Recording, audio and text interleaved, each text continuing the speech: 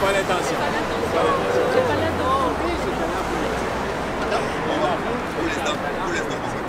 Oh non, c'est que du plagiat.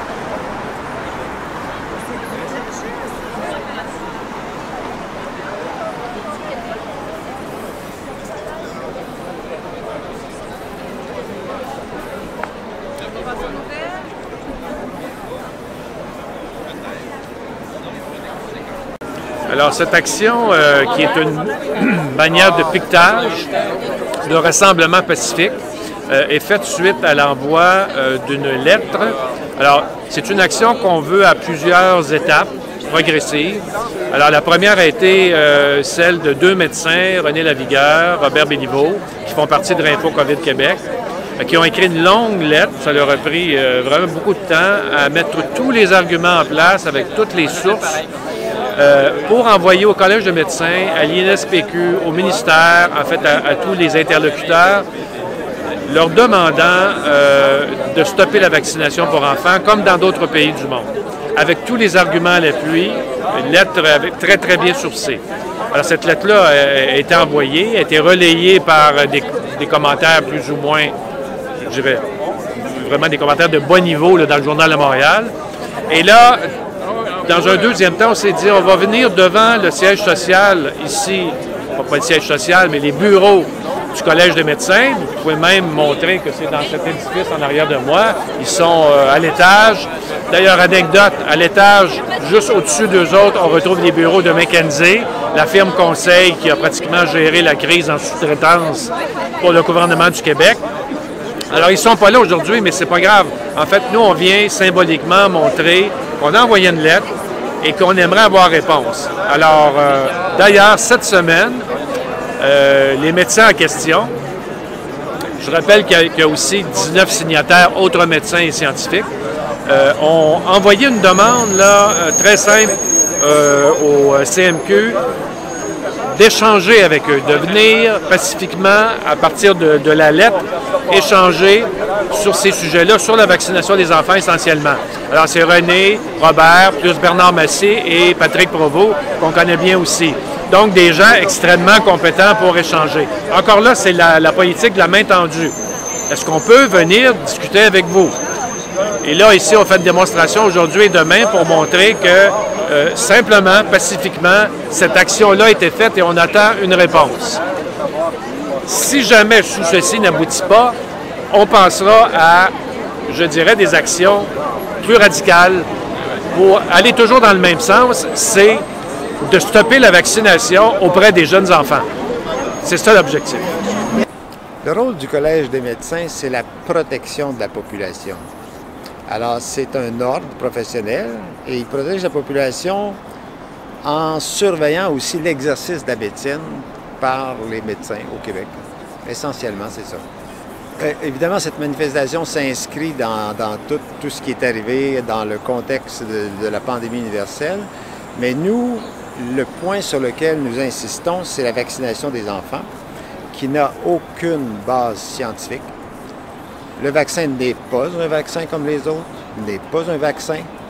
Sur une base complètement, ne doit pas être vu par la population comme un vaccin comme tout le monde connaît. Alors, ceux qui nous traitent d'anti-vax, ils sont dans l'erreur. On ne parle pas de ça. On parle de l'ARN messager, qui est une technologie entièrement nouvelle et qui s'est glissée un peu faussement comme sur l'étiquette d'un vaccin qu'il n'est pas. Alors, le but, c'est de dire qu'il faut que la population connaisse la vérité. C'est notre devoir déontologique de médecin de faire en sorte, puis c'est le devoir du Collège des médecins, de faire en sorte que les parents qui signent l'autorisation de vaccination de leur enfant en leur nom aient toute l'information disponible. Mais la lettre que nous avons publiée pour le Collège, ça dit justement que les faits, c'est faux de dire que c'est un vaccin comme les autres, c'est faux de dire que c'est sûr et efficace. Ça, c'est une publicité mensongère. Et nous demandons au Collège de remettre de la science dans ça, de faire en sorte que dans les médias officiels, on dise la vérité, pour que les parents puissent prendre une décision éclairée. Ben, ce genre d'action militante est très important parce qu'il nous permet de nous regrouper, de nous rencontrer, de communiquer, de nous sentir vivants. Maintenant, ce qui est au niveau des résultats, ça fait quand même près de 3 ans qu'on frappe à une porte qui reste désespérément fermée.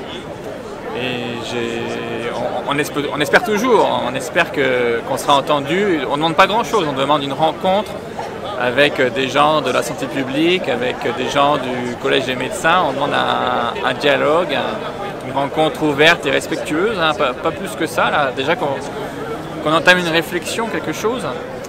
Malheureusement, je crains qu'il y ait très peu de résultats. Il n'y a pas d'ouverture de la part des autorités de santé publique. Il n'y a pas de débat. La position est claire, c'est les vaccins sont sûrs et efficaces. Il n'y a pas d'alternative. Et donc, ils nous comparent à des platistes ou des gens comme ça. Pourtant, nous avons de très grands scientifiques. Patrick Provost a reçu des prix, des très grands prix pour ses recherches sur l'ARN, justement l'ARN, alors que des bunkers ou des influenceurs ou des experts de plateau ne sont pas spécialistes de ces questions. On a des médecins, on a beaucoup de gens très compétents, très connaissants, et qui ont... il faut pas, on nous fait croire qu'il y a un consensus scientifique, mais c'est factice, parce qu'en fait, comme on fait peur à ces gens-là en les menaçant que dès qu'ils vont parler, ils seront suspendus, ils vont perdre leurs emplois, etc., leur situation, leur carrière, ben, il est certain qu'ils ne s'expriment pas. Donc, on n'entend que les gens qui sont favorables aux mesures, et donc il y a un consensus scientifique, mais factice. Et au final, malheureusement, ben, on n'a pas de débat. Voilà. Mais encore une fois, cette nouvelle-là, je n'ai pas vu personne dans les médias de presse. Non. C'est le blackout. Oui, super.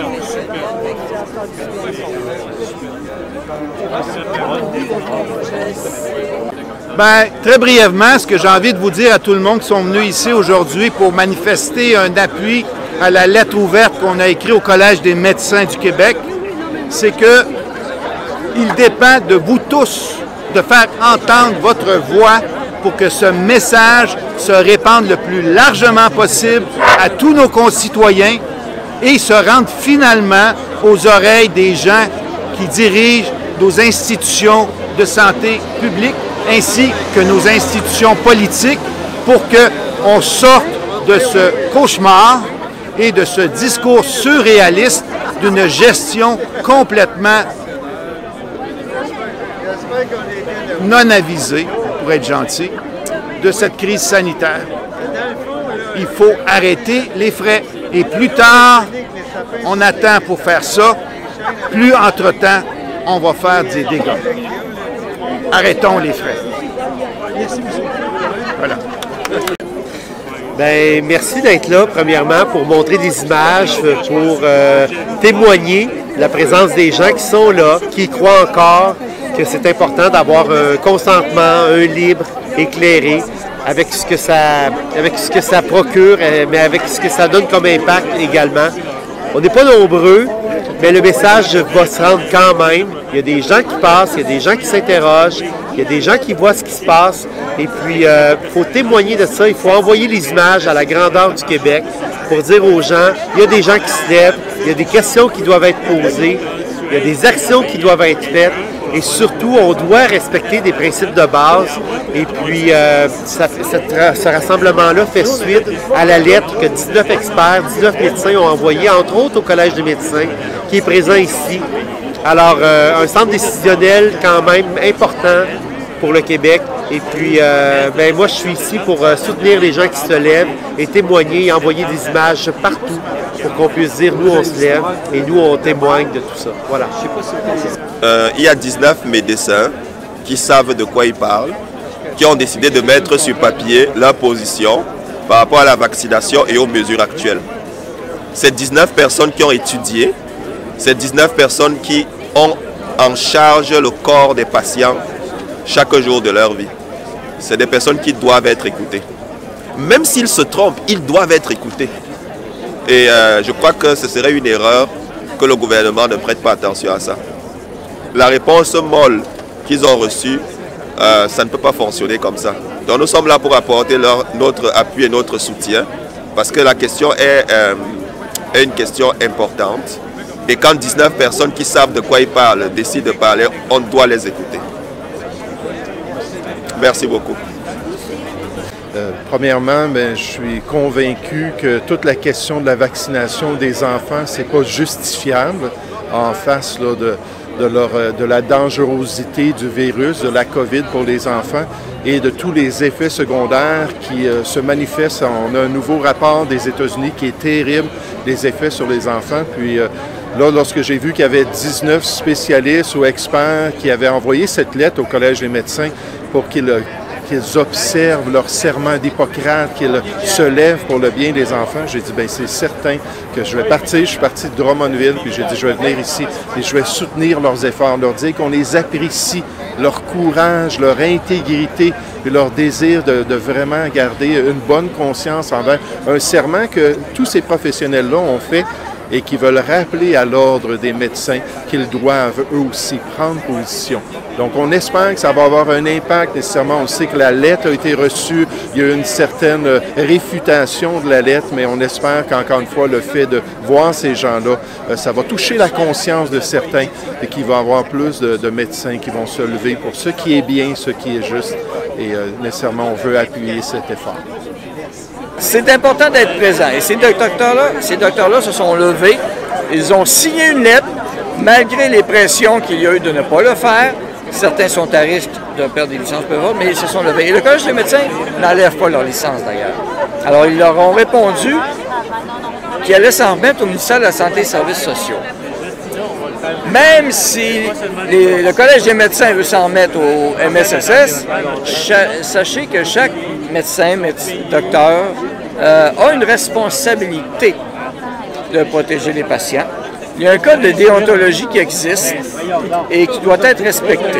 Et le principe de précaution doit s'appliquer, ce qui ne s'est pas fait. Et c'est pas vrai que les médecins pourront se décharger des responsabilités non plus qu'ils ont face à leurs patients. Le gouvernement a aussi ses responsabilités. Alors, c'est la même chose qui est sortie un peu en Pennsylvanie cette semaine et qui sort un peu partout dans le monde. Pas de données sur la vaccination. Beaucoup d'études ratées, beaucoup d'études bâtées. Et Pfizer, les rapports de Pfizer, eux autres mêmes, sont assez éloquents. Chez les femmes enceintes, chez les femmes qui allaitaient. Vous irez voir l'histoire des souris qui ont sorti Pfizer sur le bivalent, entre autres. Bref, c'est un sujet important. Ils se sont levés, ils sont debout. Et moi, Parti populaire du Canada aussi, on dénonce cette absence de précaution, non basée sur la science, mais c'était sur la politique. Et bien oui, politiquement, je suis ici aussi. Parce qu'il n'y en a pas beaucoup politiquement qui osent parler comme ça. Hein? D'ailleurs, donc il y a un seul parti qui ose le faire et c'est nous autres. Alors voilà, merci aux gens de s'être déplacés aujourd'hui pour cet événement. Bonne journée.